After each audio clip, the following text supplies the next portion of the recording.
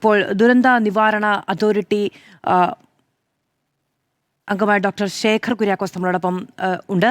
അദ്ദേഹത്തോട് ചില കാര്യങ്ങൾ കൂടി നമുക്ക് ചോദിക്കാം. ശ്രീ ശേഖർ കുര്യാക്കോസ്, ഇടുക്കിയിൽ എറണാകുളത്തൊക്കെ ചെറിയ ചെറിയ ഉരുൾപൊട്ടലുകൾ ഒരുപാടുണ്ടായിരിക്കുന്നു എന്നതാണ്. ഇപ്പോൾ KK റോഡിൽ മാത്രം ഏതാണ്ട് 12 ഇടത്ത് മണ്ണിടിഞ്ഞിട്ടുണ്ട് എന്നതാണ് നമുക്ക് ലഭിക്കുന്ന വിവരം. എന്താണ് ഇങ്ങനെ ഈ ചെറിയ ചെറിയ ഉരുൾപൊട്ടലുകളും മണ്ണിടിച്ചിലുകളും കൂടുതലായി ഉണ്ടാകുന്നത്?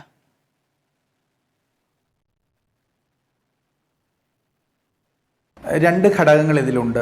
ഒന്ന് നമ്മളുടെ നിർമ്മാണ രീതികളാണ്. നമ്മുടെ മലയോര മേഖലയിലാണെങ്കിലും റോഡിൻ്റെ അരികുകളൊക്കെ ആണെങ്കിലും നമ്മൾ മലയരിഞ്ഞ് മണ്ണിൻ്റെ ഉയരം ഫ്രീ സ്റ്റാൻഡിങ് ആയി ഒരു 2 മീറ്ററിലധികമൊക്കെ നിർത്തിക്കൊണ്ട് പണിയുന്നൊരു രീതിയാണ് നമ്മൾക്ക് മലയോര മേഖലയിലൊക്കെ കാലങ്ങളായിട്ടുള്ളത്.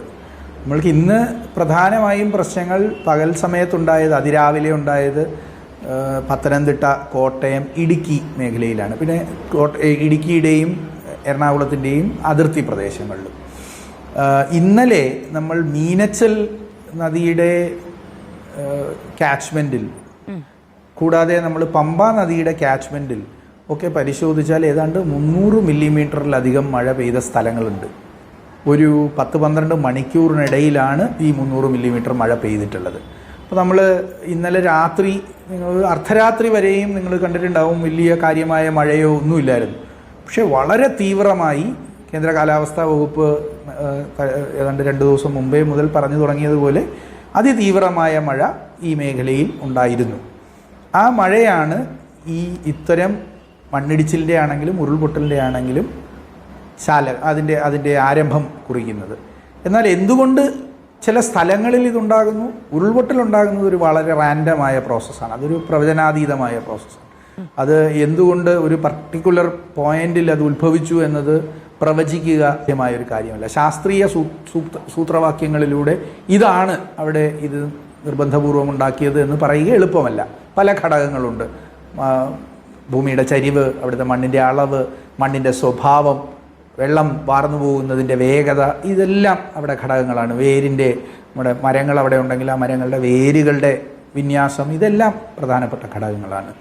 പക്ഷേ നമ്മൾ കട്ട് സ്ലോപ്പുകളിൽ നമ്മൾ അരിഞ്ഞ് വീട് നിർമ്മിക്കാനൊക്കെ തട്ടുകളാക്കുന്ന പ്രക്രിയയിൽ അത്തരം സ്ഥലങ്ങളിൽ ഒരു നിശ്ചിത കാലം ഈ മണ്ണിൻ്റെ സ്വന്തം പശിമ കൊണ്ട് അതവിടെ നിൽക്കും. ചിലപ്പോൾ ഒരു 2 മീറ്ററിന് മുകളിലേക്ക് വരെ. പക്ഷേ 2 മീറ്ററിന് മുകളിലേക്ക് അരിഞ്ഞു നിർത്തിയിട്ടുള്ള ഒരു ചരിവും കേരളത്തിലെ മണ്ണിൻ്റെ സ്വഭാവ പ്രകൃതി കൊണ്ട് തന്നെ സുരക്ഷിതമല്ല.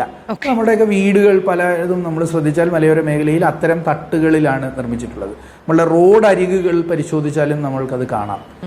വളരെ വെർട്ടിക്കലായ കിഴക്കാന്തൂക്കായി വെട്ടിയരിഞ്ഞ് നിർമ്മിച്ചിട്ടുള്ള തട്ടുകളിലാണ് അവ ഉണ്ടായിട്ടുള്ളത്.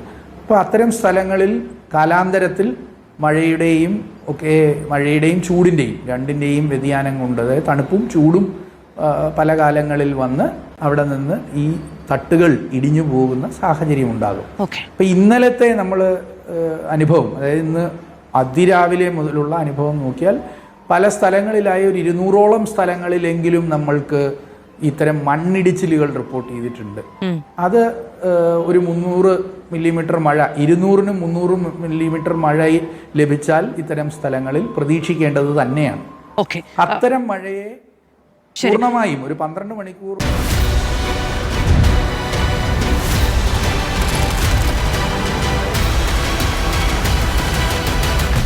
ഡിബേറ്റ് വിത്ത് മാധു സജി.